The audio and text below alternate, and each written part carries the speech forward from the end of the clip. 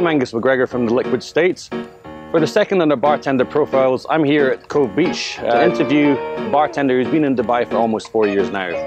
He's had a few jobs in the area, but right now he's heading up in one of the busiest operations in Dubai. So my name's Jacob Kane, I'm the bar manager here at Cove Beach. I'm 24 from Melbourne, Australia. Been in Dubai for 3.5, nearly 4 years now. So my first job was in hospitality, probably in a cinema. You know, popcorn and Coke and things like that when I was 14, 15. And then my first bar job was when I was 18. I started as a barback in a popular nightclub in Melbourne, polishing glasses. And then my first bartender job was at a rooftop bar called Campari House in Melbourne. I sort of lied. I said I'd been a bartender before, and I'd been a bartender in the previous nightclub that I'd worked in, which I actually hadn't. And I kind of backfired a bit because my first day on the job, I had the interview. He essentially said, start right now, put me behind the bar with no other bartenders, with no managers, with no one, and I had no idea what I was doing. I have my dad, my stepmom, and 2 of my sisters that live here. Well, they live in Abu Dhabi actually. And so I essentially moved here to spend a bit more time with them. I only plan to stay here for about a year or so. Dubai was interesting, it was good. For me, it was the first time ever living away from home. I moved here when I was 21 and sort of treated it as a bit of a party lifestyle in a way, rather than, you know, coming here to work. But essentially snapped out of that quite quickly, coming to learn that that won't really get me far. You know? So my first job was with the pre-opening team for Pasha. After that, I moved to a restaurant called The Main Oyster Bar and Grill, which is where I was the supervisor there. I worked there for over a year, and that was fantastic. That's a fantastic restaurant, and that was a good sort of experience moving into sort of that junior management role and position.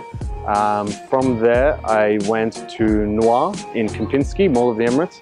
That was my first management role. After that, I did a brief time in DIFC in a new restaurant opening called Le Cirque, and then from there, I came to Cove Beach. Probably one that I always revert back to when I'm, you know, going out for a cocktail or whatever, is probably a Sazerac. I like a Sazerac simply for its simplicity yet complexity. So least favorite cocktail, if we're going to put aside the Bullfrog, would probably be a Long Island, for the simple fact that I suppose the clientele that drink it expect it to be, you know, a lot stronger than a double shot, which is essentially what it's supposed to be, and it just makes for a lot of headaches. Okay, favorite bar in Dubai is Little Black Door. I think they have some fantastic cocktails there. The vibe behind the bar is great, and the bartenders there, who I know a few of them, are very good. Probably my favorite international bar, one that I always go back to when I go back home, is a place called La Chinesca. It's sort of an underground cocktail bar. It's about 15 seats, 10 of them at the bar. It's small, it's dingy, it's got good music, great cocktails, and usually a great atmosphere. It's a mix-up between two. I'd probably say either mezcal or bourbon. Bourbon simply because I've got a bit of a sweet tooth, and I like the velvetiness of bourbon. And then the other one would probably be mezcal. I do like the distinct smokiness of mezcal compared to regular tequila.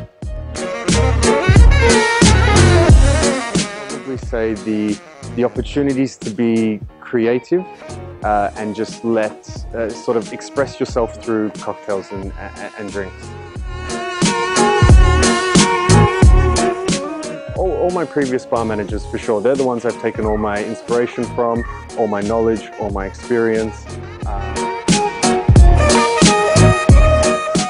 So career high is probably when I first became a bar manager. That was the step I'd been wanting to take, and to eventually get there and you know, have that position and responsibility. It was a big thing for me. Okay, career low. I don't even know if I can say this one on camera either. Probably was one of my first bartending jobs back home in Melbourne. I had a customer buying me drinks all night, and it sort of got to that point where he bought me a tequila, he put it there, he said, you know, drink this, and I knew this was the last one I could have. Forced me to have it, I had it, and let's just say it didn't end well behind the bar. Never think that you're better than someone else. There's always something to learn from everyone, irrespectful of their experience, their knowledge, all the rest of it. Whenever I'm creating signatures especially, I like to think outside the box, something a bit different, maybe something that you don't usually see, and to sort of create you know, a distinct, unusual taste. But still, at the same point of time, tasting good. I'd say my style is more modern infusion, you know, that sort of style. Is failing to prepare is preparing to fail, and I think it's very, very true. And that goes back to, you know, the base of your mise en place, and just making sure you have everything for a day or night service, regardless of if you think it's going to be busy or not. I think that the bar scene is very good. I mean, the people that you have here in the bar scene here, most of them are doing this as a full-time job, so they take it seriously, as opposed to, I suppose, back home where you have a lot of people who are just sort of doing it part-time, you know, as they're passing through university and all the rest of it. So the people here do take it seriously, and I think I definitely like to see. See, I don't know if I can say this. I mean, I would like to see. What I would like to see change is I don't really agree with mixing. I don't know, man. I was going to say I don't agree with, you know, that mixture of energy drink and alcohol together that's become ever so popular in recent years. You know, the mixture of a stimulant and a depressant. I don't necessarily agree with that. That I'd like to change, and I'd like to see phase out. I think it's normal. I mean, trend is a trend for a reason. You know, drinks go through stages, and you know, trends go through stages, and it's ever evolving. And I think it's normal. I'm indifferent to it, I guess. Is bartending too trend driven? I think it is. I think it's definitely the industry that we're in is very sort of, you know, people want to be seen nowadays, and I think that reciprocates to the people that are actually working in the industry as well. My name's Jacob Kane. That's been my bartender profile. For more of these, visit theliquidstate.co.uk.